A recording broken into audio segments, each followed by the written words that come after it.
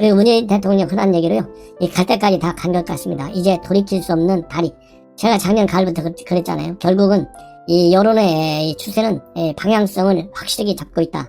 빠질 수밖에 없다. 그 이유는 뭐 제가 전망을 잘해서가 아니라요. 정부 여당이 하는 일이 결국 정책도 안 바꾸고 사람 바꿔봐야 그 사람 회전문 인사만 하고 있고 검증은 통과 안 해도 막무가내로 임명하고 있고 이런 정권과 이런 문재인 대통령 이런 당을 대표하고 있는 이낙연 누가 좋아하겠어요? 그러니까 이재명한테도 계속 밀리잖아요. 이러한 추세가 내년도까지 틀림없이 계속될 가능성이 많아요. 아무리 재난지원금 갖고 돈으로 그야말로 이 환심을 살려고 해도 우리 국민이 누굽니까? 한 번 속았으면 됐지 두 번 속겠어요? 이거는 정부 여당이 굉장히 참 우리 국민을 우습게 무시하다 보니까 이런 절벽 상황에 부딪히고 있습니다. 그래서 여론조사 지금 오늘 리얼미터가 YTN으로 정기적으로 조사하는 날이죠. 목요일 날 나왔는데요. 부정평가가 드디어 제가 보기에는 리얼미터도 참다 못 참는 것 같아요. 지난주까지는 59.9 참 절묘하잖아요. 0.1 차이로. 그러더니 이제 오늘은 61.2%로 나왔어요. 그리고 긍정평가는 또 절묘합니다. 딱 35.1.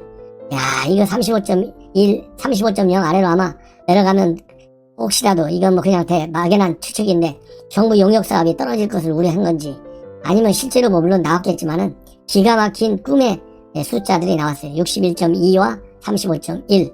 그래서 무려 26%포인트 차이로 이 긍정과 부정이 교차하고 있는데요. 특이한 점은 역시 호남이 아니면 문재인 정권은 벌써 뭐 흔한 얘기로 망했습니다. 지금 전 지역에서 문재인 대통령 전부 부정평가가 앞서고 있어요. 딱 하나만 호남이 예다. 이런 말씀을 드립니다. 예. 자, 그래서 이렇게 문재인 대통령이 이제 갈 때까지 갔고 돌아올 수 없는 다리를 건너갔다. 그래서 문재인 대통령이 지난 1년 내내 추미애를 앞세워서 윤석열을 잡으려다가 실패했잖아요. 그 역풍이 지금 불고 있는 거예요. 문재인한테로, 추미애한테로 다 불고 있는데 추미애는 결국 사표를 내려고 한 것이 아니고 문재인 대통령한테 경질 당했다고 하는 것이 이제 정설로 나와 있는 거 아니에요. 그래서 문재인 대통령 말도 안 듣고 기자회견 가라 했는데 가지도 않고 바로 업무로 돌아가고 야말로 추미애 대단한 사람입니다. 지금 현재 문바들의 지지를 등에 업고 서울시장 내놓으라고 지금 돌려대는구나 마찬가지의 그런 형국 소문 충분히 있는 거 아니겠어요? 예. 그리고 국민의힘 지지도가 2.1% 올라갔고 32.5 민주당은 1.1% 하락해서 28.6 그런데요.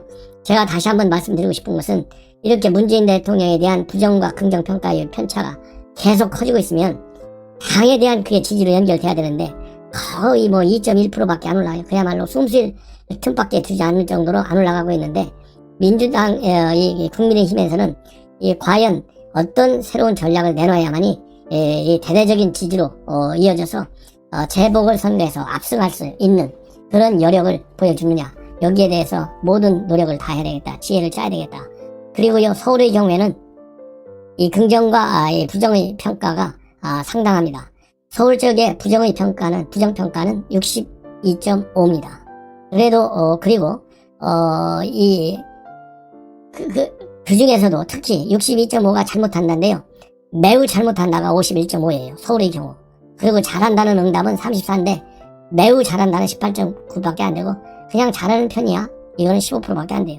이 정도가 되면 서울에서 이 야당 후보 그야말로 국민의힘 후보가 됐든 뭐 아니면 안철수 후보가 됐든 야당에서 나오는 사람의 압도적 당선이 예견될 수도 있는데 문제는 앞으로 4월 9일까지 가는 과정에서 첫째는 분란으로 비춰지는 일, 불필요하게 싸우는 일, 논리적 이론적 근거와 이 합리적 사고에 관계없이 당파적 입장에서 싸우는 일 이런 것들이 없어야 되겠고요.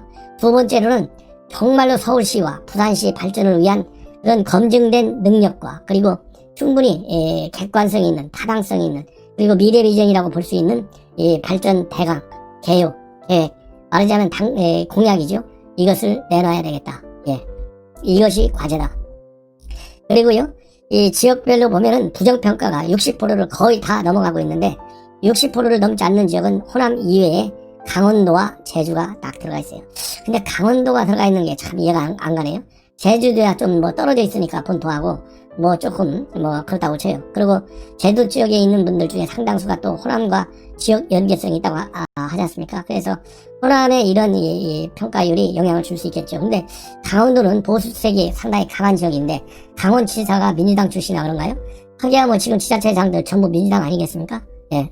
그리고 대구 경북에서의 부정평가는 무려 79%에 달한다. 그리고 나이 연령별로도요. 40대마저서도 이제 지지율이 균열 현상을 보이고 있다. 그래서 40대 잘한다는 응답은 45.2, 못한다가 54로 뒤집어졌어요.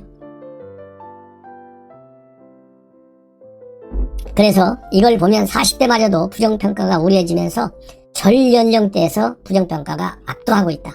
이걸 보면 첫째로 제가 말씀드리고 싶은 것은 더 이상 꼼수를 부리지 말아라. 그리고 문바와 과감하게 결별해라.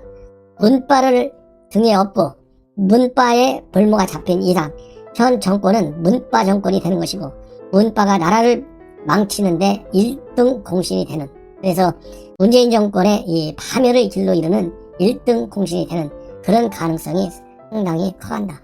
이렇게 생각이 됩니다. 자, 이렇게 해서요. 일단 여론조사를 말씀드리고 그 다음에 이제 박범계, 그 다음에는 김진욱, 그 다음에 한정혜 이 세 명의 청문회가 이제 24일경에 이전에 이루어지게 되는데요. 박범계 청문회 사실상 이것도 저는 물 건너갔다. 이런 사람 스스로 자퇴해야 되는 거 아니겠어요? 자퇴해가지고 그냥 추미애 계속 법무장관으로 넘겨놓으십시오.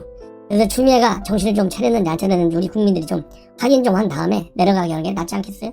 좀 더 반성의 올가미에서 씌워놔야 되겠다. 추미애 때문에 이렇게 다 망하는 거 아니겠습니까? 예, 그래서 제가 보기에는 박범계 이런 비리 가지고 박범계 앉혀놓으면 박범계는 더 가관일 가능성이 많아요. 그렇기 때문에 그냥 추미애로 가라. 지금 이 보도로 나오는 거 보면 박범계가 낙마할 경우에 대비해서 추미애가 아직도 사표 안 냈다는 거 아니겠습니까?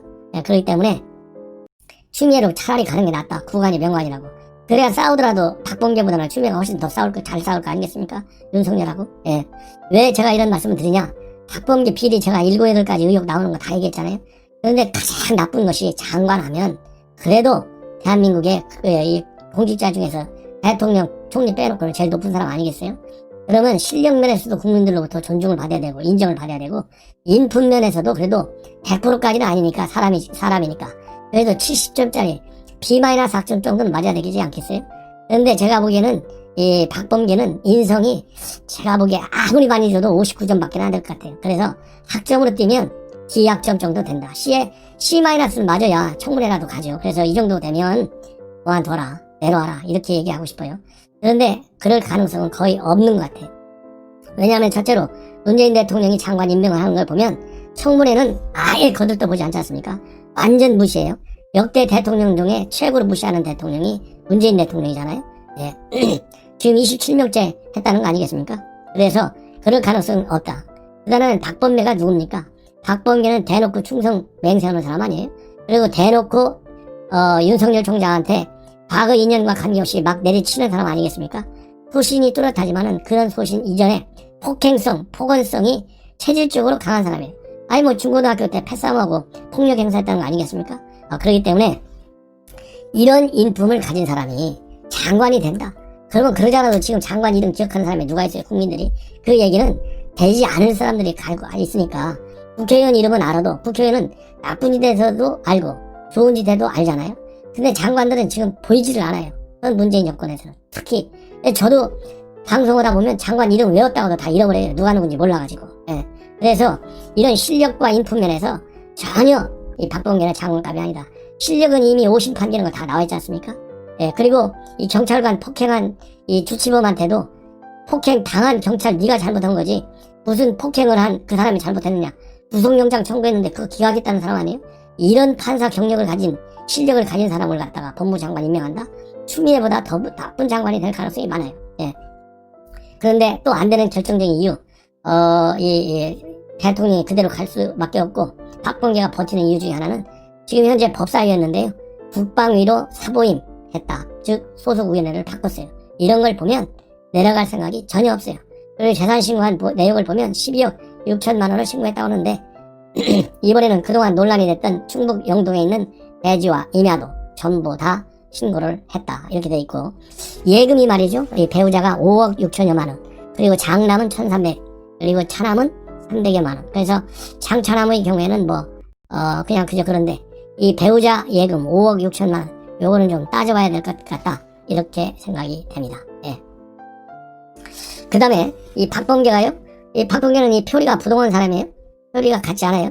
왜냐면 윤석열 총장 과거에 형령 따르다가 이번에는 똑바로 앉아 고함 지르는 사람, 그리고 당신은 선택적 정의에 맨말로 매몰되어 있는 사람 막 비판했잖아요. 그런데 과거에 이 박범계 내정자가 쓴 책을 보면요, 이 검찰 개혁과 관련해서 윤석열 총장과 생각이 똑같아요. 검찰 개혁 2008년도 1월에 출간한 자서전 내 인생의 역전, 내 인생의 선택, 이런 이 자서전을 썼는데, 그걸 보면 검찰 개혁 그야말로 정치적인 영향을 받지 않는 정치적인 중립, 그리고 검찰의 독립성을 굉장히 강조한 걸로 보여요. 그 예로 노무현 정부에 대한 대선 자금 수사한 거, 야 이거 획기적이다 이렇게 평가를 하고 있고, 옛날 같으면은 지시 간섭 조정 통제해가지고 계속 청와대가 검찰을 개입할 텐데 이런 걸 하나도 안 했다는 거예요. 그 바람에 노무현 수사도 제대로 할 수 있었고, 그 바람에 한나라당의 당시 차떼기 불법 정치자금 수사도 할 수 있었다. 그 바람에 안희정, 이광재 다 구속되고 강금원 창신섬 회장도 구속됐다. 그리고 써렌문그룹 불법 대선 자금 받은 것도 다 이광재 구속됐다. 그래서 그 당시에 송광수 대검 검찰총장이죠. 그 다음에 안대희 중수부장이죠. 이 팬카페까지 만들어졌다. 그래서 일약 스타가 됐다는 겁니다. 예.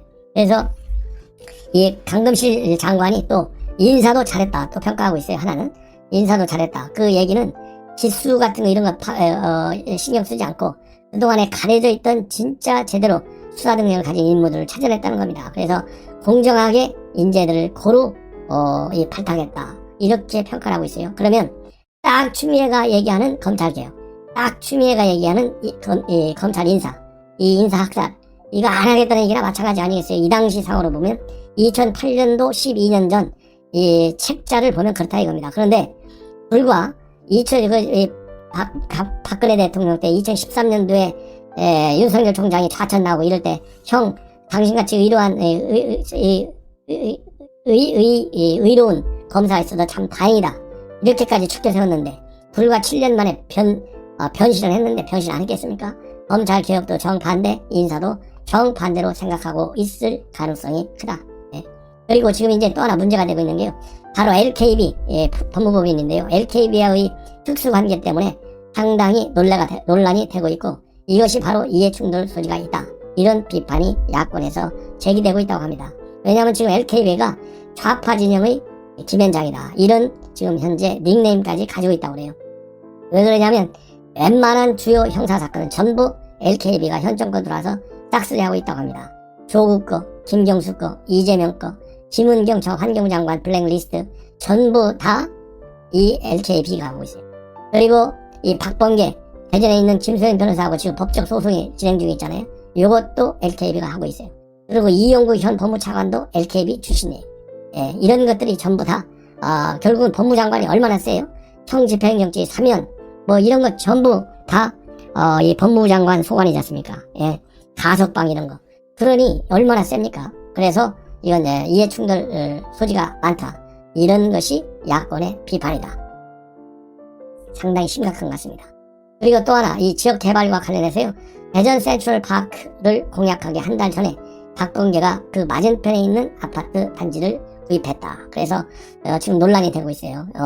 이해충돌이나 마찬가지인 것이죠. 결국은 그래서 이것도 논란이 되고 있는데, 뭐냐면 대전 센트럴 파크가 이 대전 서구에 있는 아주 큰 이 지역인데, 거기에 이 대형 이 아파트 단지를 세우고 거기에 큰 이 공원이 있는데, 그 여러 개의 공원들이 있는데 그거를 하나로 연결해서 아트 브릿지를 건설하자 이렇게 공약을 내걸었다고 그래요. 근데 공약을 내걸기 1년 전에 말하자면 거기에 아파트 아이가 하나 딱 샀다는 겁니다. 그래서 그 아파트가 최근에 한 2억 8천여만 원에 매입했는데 1억 5천 정도나 올랐다고 합니다. 한 1년여 만에. 예. 물론 박범계는 그 이전에 대전시에서 이런 아파트 사업 단지를 만든다고 공약을 했을 뿐이다. 그리고 산 것은 그보다 훨씬 이전에 샀다 이렇게 해명을 하고 있는데요. 어쩐지 이런 게 만약 그게 박범계 이 내정자가 말하는 게 사실이라고 한다면, 그러면 개발 정보를 사전에 또 연구소 한 거 아니냐 이런 또 오해도 있어요. 그래서 이런 거에 대해서 아주 분명하게 해명을 해야 되겠다. 예. 자, 그 다음에는요, 동부구 취소, 여러분들 잘 아시다시피, 어제 뉴스를 쭉 보면, 1172명으로 지금 동부구 취소 확진자가 나왔어요. 그러다 보니까 동부구 취소 수용자 중에서 확진자로 판명받은 4명이 변호사를 통해서 1,000만원씩 배상하라. 정부에 손해배상 소송을 청구했습니다. 그래서 이 수용소에서 이 교정기관 수용자가 국가를 상대로 소송을 낸 것은 이번이 처음인 것으로 그렇게 알려지고 있습니다. 다음으로는요, 이 고민정 관련 뉴스입니다. 여러분들 고민정 관련 상당히 뉴스를 많이 보시죠. 그래서 하나 말씀을 드린다면, 고민정 이 의원이 어제, 그제죠, 이제, JTBC 토론에 나왔어요. 거기서 이 코로나 백신 구매와 관련해가지고 이건 날아간 계약이기 때문에 이건 비밀이다. 비밀 협약이다. 그래서 공개할 수 없다. 이렇게 얘기했는데, 이 얘기는 결국 뭐겠습니까? 지금 정부가 이 백신 하나도 제대로 조달하지 못하고, 이 계약도 제대로 계약 못해가지고, 대한민국만 지금 2월이나 돼야 이 접종에 시작할 수 있고, 다른 나라들은 이미 지난달 12월부터 시작했는데 참 무능하다, 이런 비판이 나오고 있잖아요. 그 무능의 핵심에 누가 있어요? 문재인 대통령이 있지 않습니까? 그러다 보니까 여러분들 잘 아시다시피 고민정이가 문재인 측근 중에 측근이잖아요. 대변인이다 왔지 않습니까? 네. 그러니까 이 총대면의 사람 중에 하나가 윤건영, 이 고민정, 뭐 이런 사람들, 청와대에 있다 온 사람들이 아주 친문 핵심, 실세로 방어벽, 딱 총대를 메고 있는 사람들인데, 바로 이 JTBC에 토론할 때 비밀 협약 내용이기 때문에 국민한테 일일이 공개할 수 없어. 그러니까 더 이상 시비하지 마. 이런 쪽으로 발언했어요. 이거와 관련해서 야당으로부터, 지금 언론으로부터 지금 아주 질타를 받고 있습니다. 쉽게 얘기해서 한마디로 무식한 거 아니겠어요? 아니, 백신 구매가 어떻게 날아간 비밀 협약입니까? 이건 제가 날아간이라고 하는 것이 아니라 고민정 의원이 그렇게 얘기했어요. 예, 날아간 비밀 협약이다. 백신 구매 계약이. 이런 이 주장, 누가 이걸 믿겠어요? 이걸, 아니, 정부가 일개 기업으로부터 백신을 돈 주고 사오는 사적 계약이에요. 그리고 이런 계약은 비밀이 될 수가 없어요. 왜냐면 기업에서도 이게 무슨 뭐 비밀 무슨 기술 특허를 한국이 몰래 빼오는 것도 아니고 왜 이걸 비밀 계약입니까? 그리고 회사도 이거 대한민국 정부 전 세계에서 그래도 15등 안에 드는 나라인데 이런 데서도 이렇게 많이 사간다.